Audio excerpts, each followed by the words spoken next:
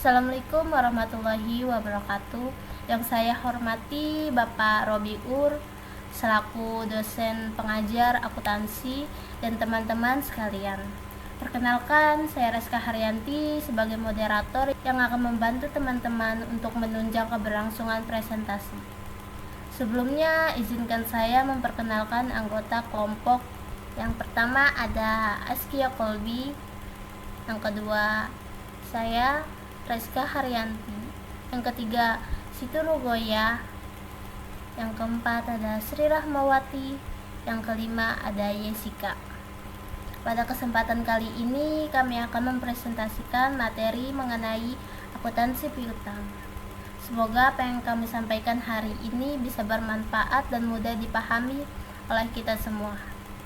Untuk materi kali ini kita akan membagi menjadi 4 pokok materi. Yang pertama ada bagaimana perusahaan mengakui piutang usaha. Yang kedua, bagaimana cara perusahaan menilai piutang usaha dan mencatat pembuangannya. Yang ketiga, bagaimana perusahaan mengakui wesel tagih. Dan yang terakhir, bagaimana menilai wesel tagih, mencatat pembuangannya, dan menyajikan serta menganalisis piutang. Baik, untuk mempersingkat waktu, mari kita mulai dengan materi yang pertama, yaitu bagaimana perusahaan mengakui piutang usaha. Langsung saja saya serahkan kepada Siti Rugoya untuk menyampaikan bagian pertama. Baik, terima kasih kepada moderator. Perkenalkan, saya Siti Rugoya. Saya akan menjelaskan bagaimana perusahaan mengakui piutang usaha. Manajemen piutang merupakan aktivitas yang sangat penting bagi setiap perusahaan yang menjual barang jasa secara kredit. Piutang usaha adalah jumlah pelanggan yang berhutang pada akun. Hasil dari penjualan barang dan jasa, perusahaan umumnya mengumpulkan piutang dalam waktu 30 hingga 60 hari, dalam waktu 1 bulan atau 2 bulan. Selanjutnya ada piutang catatan. Piutang catatan adalah janji tertulis sebagaimana dibuktikan oleh instrumen formal untuk jumlah yang akan diterima.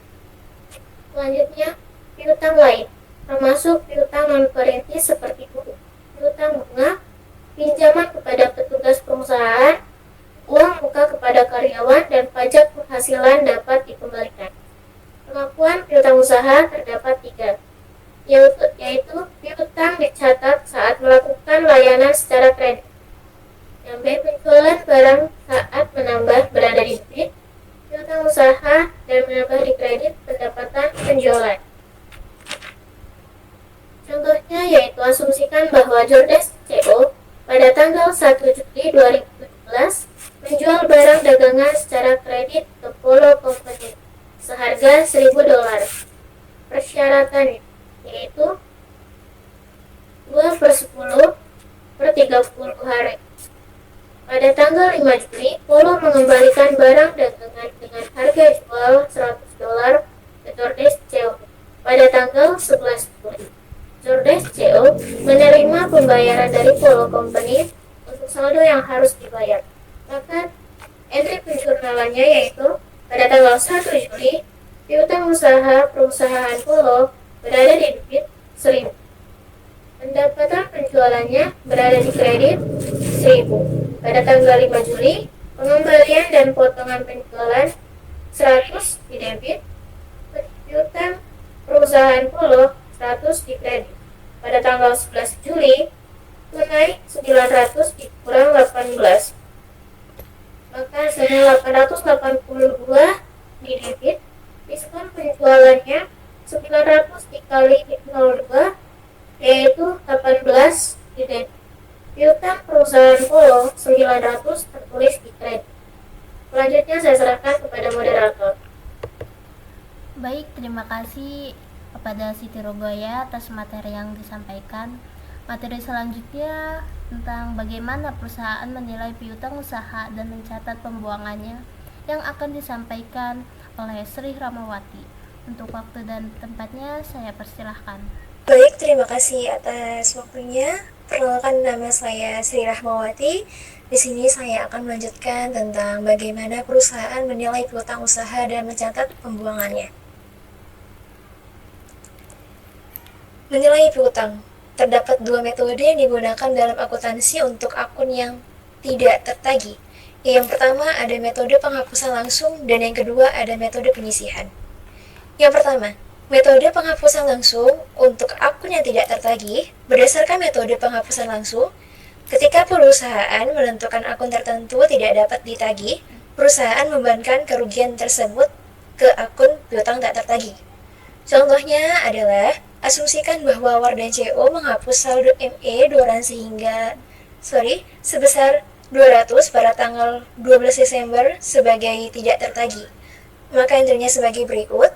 Pada tanggal 12 Desember, beban piutang tak tertagih di akun debit sebesar 200, piutang usaha, ME, dan Doran, yaitu untuk mencatat penghapusan akun ME Doran di akun kredit sebesar 200. Berdasarkan metode ini, beban piutang tak tertagih hanya akan menunjukkan kerugian aktual dari piutang yang tidak tertagih. Gambar di bawah ini menunjukkan dampak peristiwa ini pada laporan keuangan jika metode penyisihan langsung digunakan. Yaitu gambarnya adalah tahun 2017 bersih penghasilan, yaitu promosi penjualan besar-besaran. Penjualan meningkat drastis, piutang meningkat drastis. Lalu di sini pada tahun 2018 pendapatan bersih yaitu pelanggan gagal membayar pinjaman, yaitu beban piutang tak tertagih meningkat drastis, piutang usaha anjlok. Lanjut, yang kedua ada metode penyisihan untuk akun yang tidak tertagih. Metode ini melibatkan estimasi akun yang tidak tertagih pada akhir setiap periode. Ini memberikan pencocokan yang lebih baik pada laporan laba rugi. GAAP mensyaratkan metode penyisihan untuk tujuan laporan keuangan ketika berutang tak tertagih jumlahnya material. Metode ini memiliki 3 fitur penting. Yang pertama itu ada perusahaan memperkirakan piutang tak tertagih. Mereka mencocokkan biaya estimasi ini dengan pendapatan dalam metode akuntansi yang sama saat mereka mencatat pendapatan. Dan yang kedua, perusahaan mendebet estimasi piutang tak tertagih. Beban piutang tak tertagih dan mengkreditnya ke penyisihan piutang tak tertagih melalui entry penyelesaian. Di akhir setiap periode, penyisihan piutang tak tertagih merupakan akun kontra untuk piutang. Dan yang ketiga, ketika perusahaan menghapus akun tertentu, mereka mendapat piutang tak tertagih aktual ke penyisihan piutang tak tertagih dan mengkredit jumlah tersebut ke piutang. Contoh, di sini ada contohnya yaitu penyajian estimasi piutang tak tertagih untuk mengilustrasikan metode saldo. Asumsikan bahwa Hamson Furniture memiliki penjualan kredit sebesar 1.200.000 pada tahun 2017. Dari jumlah tersebut, 200.000 tetap belum tertagih pada tanggal 31 Desember. Manajer kredit memperkirakan bahwa 12.000 dari penjualan ini akan menjadi tak tertagih. Jurnal penyesuaian untuk mencatat perkiraan piutang tak tertagih meningkatkan yaitu istilahnya debit, biaya piutang tak tertagih, dan meningkatkan istilahnya yaitu kredit. Saldo untuk piutang tak terbagi sebagai berikut, yaitu pada tanggal 31 Desember, beban piutang tak tertagih di akun debit 12.000, lalu saldo untuk piutang tak tertagih untuk mencatat perkiraan piutang tak tertagih di akun kredit 12.000. Gambar di bawah ini penyajian cadangan untuk piutang tak tertagih. Di sini ada neraca sebagian, aset lancar. Uang tunainya sebesar 14.800, lalu piutang usaha 12.000 di akun debit, lalu di penyisihan piutang di akun kredit 148.000, inventaris di akun kredit sebesar 310.000, lalu di persediaan di akun kredit sebesar 25.000, lalu jumlah aset lancar yaitu ada 537.800. Merekam penghapusan akun yang tidak tertagih seperti yang dijelaskan. Untuk menggambarkan penghapusan piutang, anggaplah Wakil Presiden Keuangan Hamson Furniture menyetujui penghapusan saldo sebesar 500 yang dimiliki oleh R.A. Ware pada tanggal 1 Maret 2018. Berikut jurnal penghapusannya, yaitu pada tanggal 1 Maret, penyisihan untuk piutang tak tertagih di akun debit sebesar 500. Lalu ada piutang usaha R.A. Ware, yaitu penghapusan akun R.A. Ware di akun kredit sebesar 500. Beban piutang tak tertagih tidak meningkat ketika penghapusan terjadi. Gambar di bawah ini saldo buku besar setelah pembatalan. Ada di piutang usaha, yaitu pada tanggal 1 Januari 200.000 dan di tanggal 1 Maret ada 199.500. Lalu di akun kreditnya 1 Maret yaitu ada 500. Lalu di sini ada penyisihan piutang tak tertagih. Di akun debitnya pada tanggal 1 Maret ada 500 dan di akun kredit pada tanggal 1 Januari ada 12.000, lalu di tanggal 1 Maret ada 11.500. Penghapusan hanya mempengaruhi akun neraca, bukan akun laporan laba rugi. Gambar di bawah ini perbandingan nilai realisasi kas piutang usaha sebelum penghapusan, yaitu ada 200.000, lalu sesudah penghapusan ada 199.500. Selanjutnya ada penyisihan untuk piutang tak tertagih. Di akun sebelum penghapusan, yaitu ada 12.000, lalu di akun sesudah penghapusan ada 11.500. Nilai realisasi kas di akun sebelum penghapusan ada 188.000, lalu di sesudah penghapusan ada 188.000. Pemulihan dari rekening yang tak dapat ditagih. Sebagai ilustrasi, asumsikan bahwa pada tanggal 1 Juli, R.A. Ware membayar sejumlah 500 yang telah dihapuskan oleh Hamson pada tanggal 1 Maret, maka entry-nya sebagai berikut. Yang pertama, ada pada tanggal 1 Juli, yaitu piutang R.A. Ware di akun debit sebesar 500, lalu ada penyisihan piutang untuk piutang tak tertagih untuk membatalkan penghapusan akun RA, yaitu ada di akun kredit sebesar 500. Yang kedua, ada pada tanggal 1 Juli, yaitu kas di akun debit sebesar 500.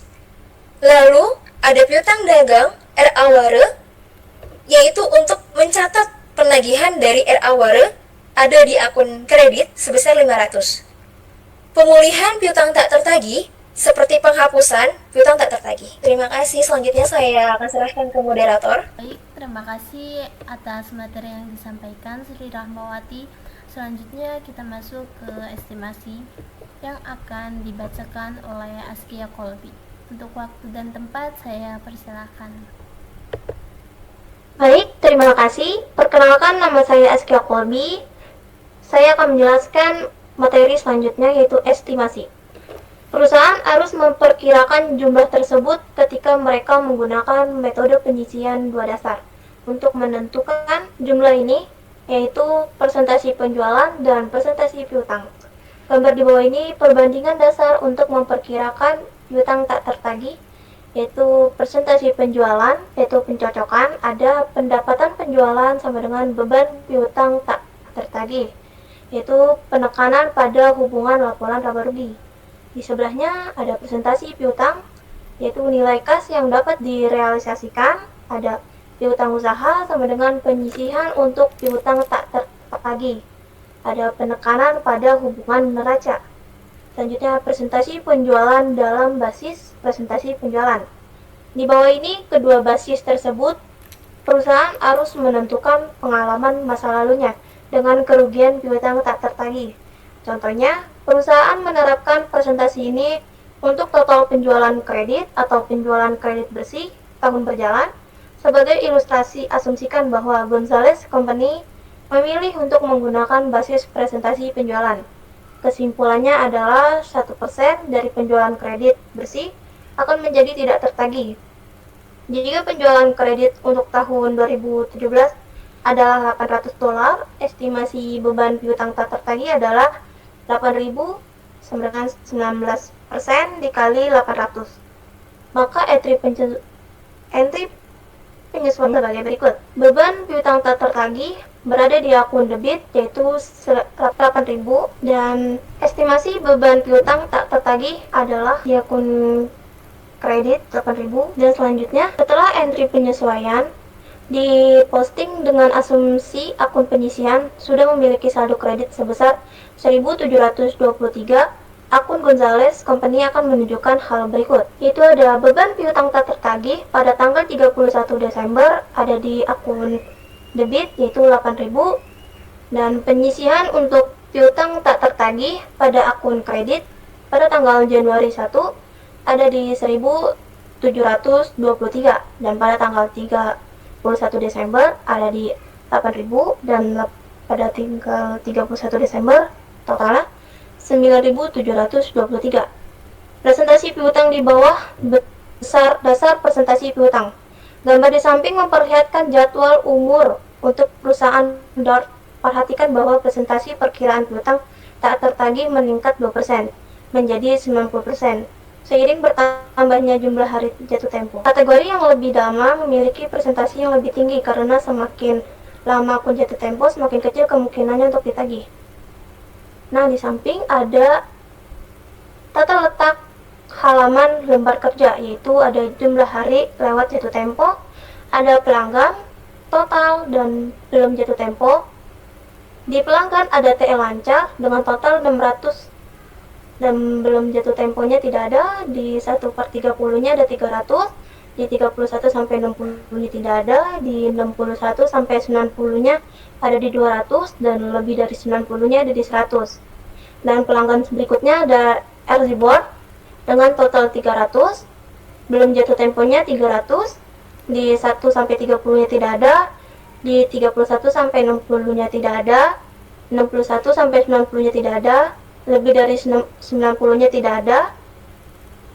Dan pelanggan berikutnya BA Card dengan total 450, jatuh temponya tidak ada, di 130-nya ada di 200, 31 sampai 60-nya ada di 250, 61 sampai 90-nya tidak ada, lebih dari 90-nya tidak ada.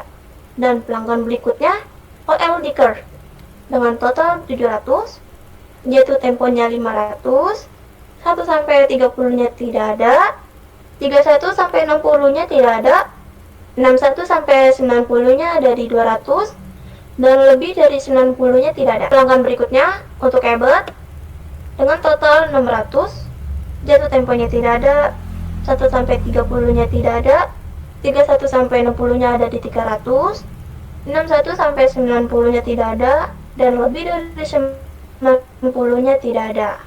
Dan yang untuk lain-lainnya ada di total 36.950, di jatuh temponya di 26.200, di 1 sampai 30-nya ada di 5.200, di 31 sampai 60-nya ada di 2.450, di 61 sampai 90-nya ada di 1.600, lebih dari 90-nya ada di 1.500. Dengan total seluruhannya ada di 39.600, di total jatuh tempo ada di 27.000, di total 1 sampai 30 ada di 5.700, di total 31 sampai 60 ada di 3.000, di total 61 sampai 90 ada di 2.000, di total lebih dari 90 ada di 1.900. Presentasi perkiraan tidak dapat ditagih, yaitu total estimasi ada di 2.228. Di 2% ada di 540,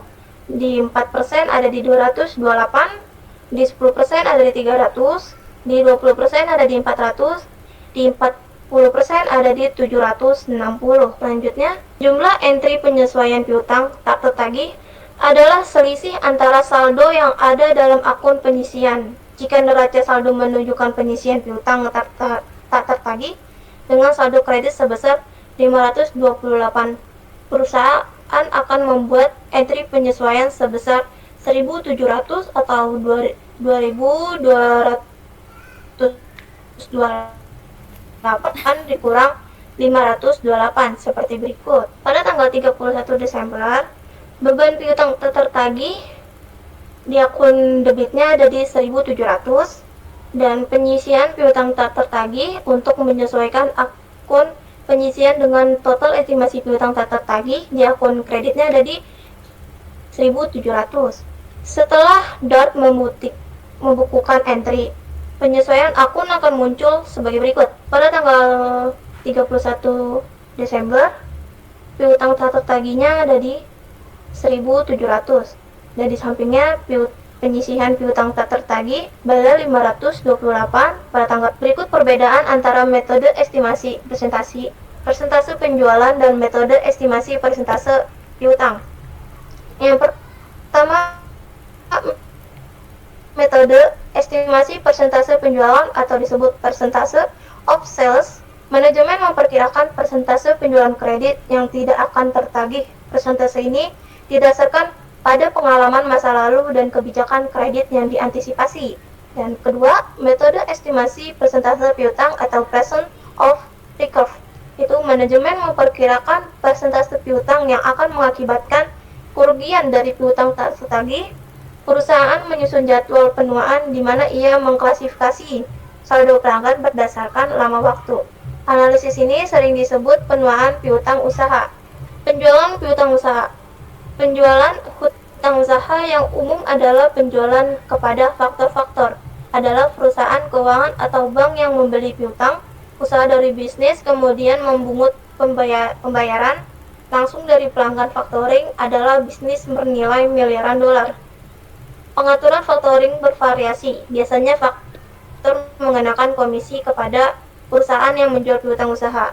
Biaya ini berkisaran antara 1-3% dari jumlah piutang yang dibeli.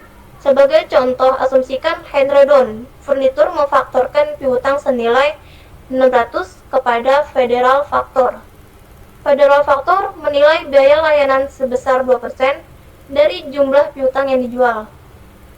Jurnal untuk mencatat penjualan oleh Henrodon Furniture pada tanggal 2 April 2017 sebagai berikut. 2 April, kasnya di akun debit di 588.000 dan di servis biaya layanan ada di 2% dikali 600 dengan total debitnya 12.000. Dan di piutang usaha untuk mencatat penjualan piutang usaha di akun kredit ada di 600. Jika Henrodon sering menjual piutangnya, ia mencatat beban biaya layanan sebagai beban. Jika perusahaan jarang menjual piutang, jumlah ini mungkin dilaporkan di bagian beban dan kerugian lainnya dalam laporan laba rugi. Selanjutnya, penjualan kartu kredit. Seperti Visa, Mastercard, dan American Express adalah kartu kredit nasional yang paling banyak digunakan oleh individu. Terdapat 3 pihak terlibat ketika kartu kredit retail, yaitu penerbit kartu kredit yang independen dan pengecer. Ada pengecer dan pelanggan. Gambar di bawah ini keuntungan kartu kredit pengecer. Ada penerbit menyelidiki kredit pelanggan, seperti penerbit kartu kredit pelanggan pengecer. Dan sebelahnya penerbit mengelola akun pelanggan. Di bawahnya penerbit melakukan proses penagihan dan menanggung kerugian apapun. Sampingnya pengecer menerima uang tunai lebih cepat dari penerbit kartu kredit. Akuntansi untuk penjualan kartu kredit toko retail umumnya mengangkat penjualan menggunakan debit kredit nasional sebagai jumlah penjualan tunai. Toko retail harus membayar biaya kepada bank yang mengeluarkan kartu untuk memproses transaksi. Contohnya, Anita Ferrari beli CD seharga 1.000 untuk restorannya dari Kern Car Music CD. CD menggunakan Visa First Bank-nya. First Bank menggunakan biaya layanan sebesar 3%. Catatan untuk mencatat transaksi ini oleh Musiker Musik pada tanggal 22 Maret 2017 sebagai berikut. Pada 22 Maret, kasnya ada di 970. Dan di beban biaya pelayanannya ada di 30. Di pendapatan penjualan untuk mencatat penjualan kartu kredit Visanya ada di 1.000. Baik, terima kasih. Selanjutnya saya serahkan kepada moderator. Baik, terima kasih Askio Kolbi atas materi yang telah disampaikan. Selanjutnya kita masuk pada materi yang ketiga tentang bagaimana perusahaan mengakui wesel tagih yang akan disampaikan oleh Jessica. Untuk waktu dan tempat saya persilahkan. Baik, terima kasih kepada moderator. Perkenalkan, nama saya Jessica. Saya akan melanjutkan materi tentang menjelaskan bagaimana perusahaan mengakui wesel tagih. Perusahaan juga dapat memberikan kredit dengan imbalan instrumen kredit formal yang dikenal sebagai surat perjanjian. Surat perjanjian adalah janji tertulis untuk membayar sejumlah uang tertentu sesuai permintaan atau pada waktu tertentu. Surat perjanjian dapat digunakan sebagai berikut: ketika individu dan perusahaan meminjam atau meminjamkan uang, ketika jumlah transaksi dan periode kredit melebihi batas nominal, atau dalam menyelesaikan piutang usaha. Gambar di bawah ini menunjukkan surat perjanjian company dalam pembuatan dan Myanmar company adalah penerima. Di sini ada gambar, yaitu pembuatan perusahaan Charlie-Home, tanggal catatan Chirigo dan Ilinshot tanggal 1 Mei 2017 berjanji untuk membayar. Suku bunganya untuk nilai yang diterima dengan bunga tahunan sebesar 12%, sedangkan jumlah 1000 dan tidak atau $100. Untuk perusahaan William, penerima pembayaran ke tanggal kedua 2 bulan setelah tanggal itu $1000. Menentukan tanggal jatuh tempo ketika masa hidup suatu wesel dinyatakan dalam bulan. Anda menemukan tanggal jatuh tempo dengan menghitung bulan dari tanggal diterbitkan. Misalnya tanggal jatuh tempo wesel 3 bulan yang diterbitkan tanggal 1 Mei adalah 1 Agustus wesel yang ditarik pada hari terakhir bulan jatuh tempo pada hari terakhir bulan berikutnya. Artinya, jika wesel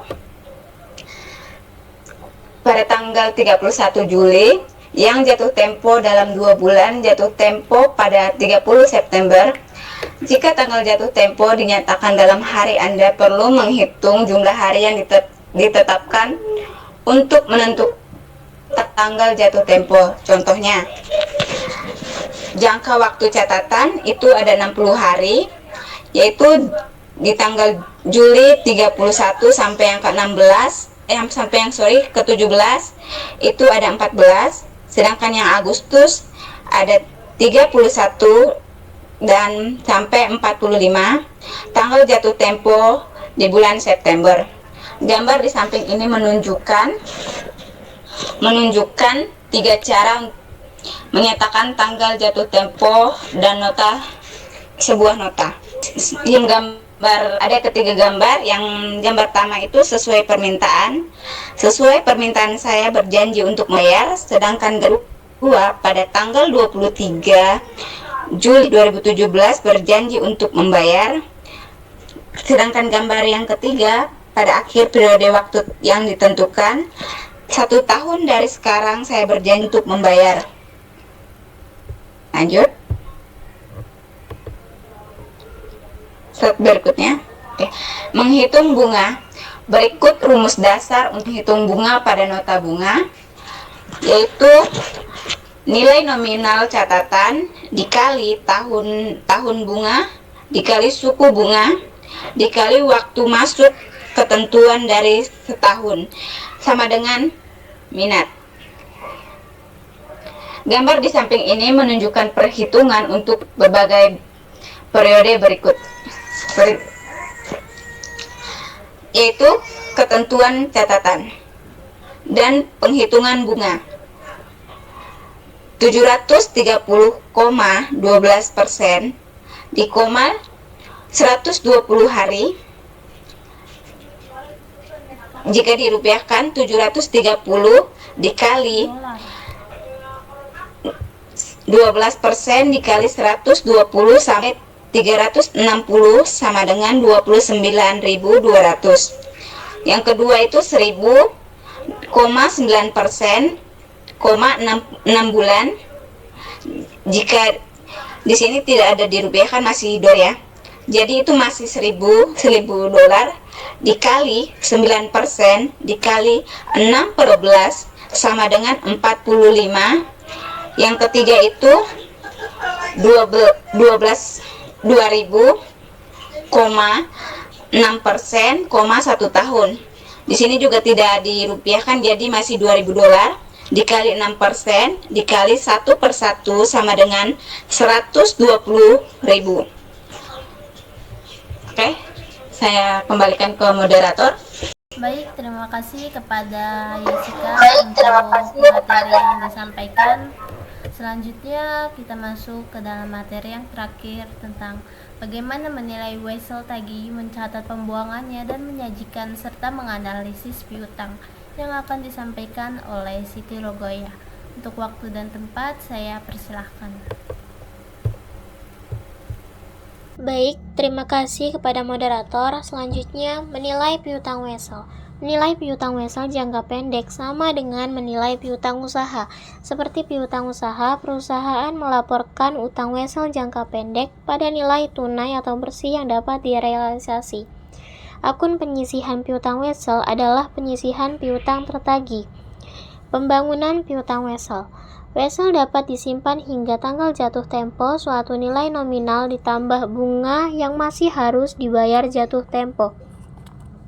Pembayaran piutang wesel atau wesel terbayar lunas. Wesel dianggap lunas ketika pembuatannya pembayar penuh pada tanggal yang jatuh tempo untuk setiap wesel berbunga. Jumlah yang jatuh tempo adalah nilai nominal wesel ditambah bunga untuk jangka waktu yang diperlukan pada wesel.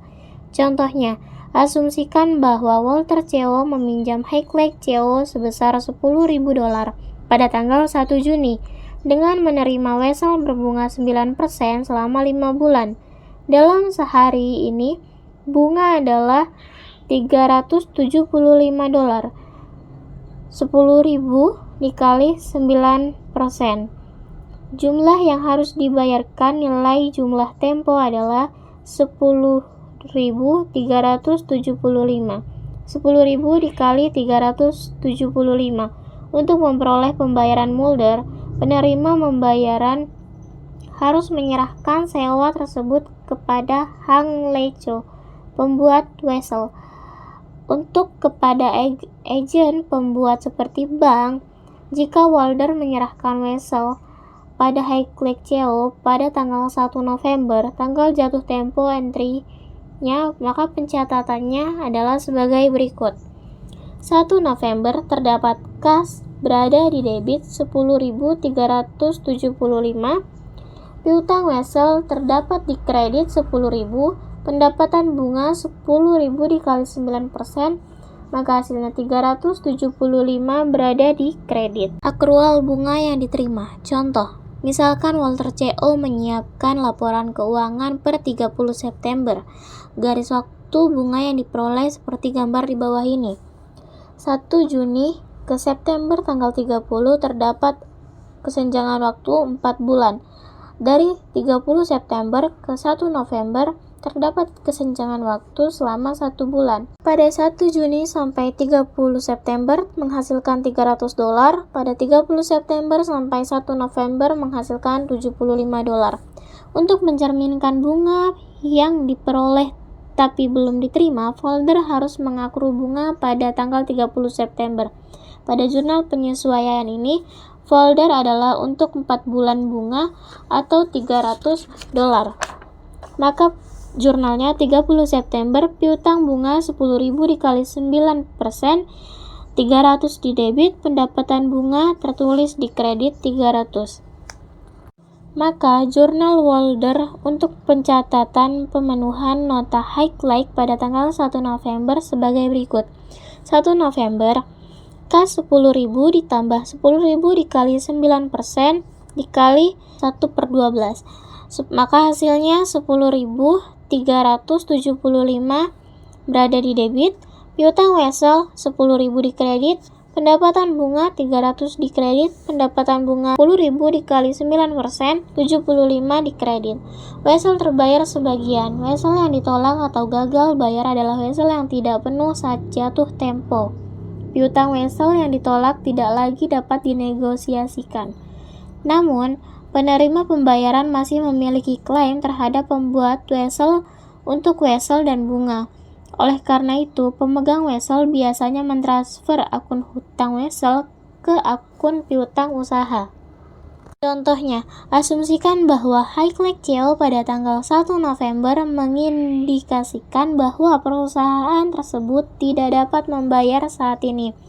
Entry untuk pencatatan penolakan wesel tergantung pada apakah folder CO mengharapkan penagihan pada akhirnya. Perusahaan akan buat jurnal seperti berikut. 1 November, piutang Highlight terdapat 10.375 di debit, piutang wesel terdapat 10.000 di kredit, pendapatan bunga 375 berada di kredit.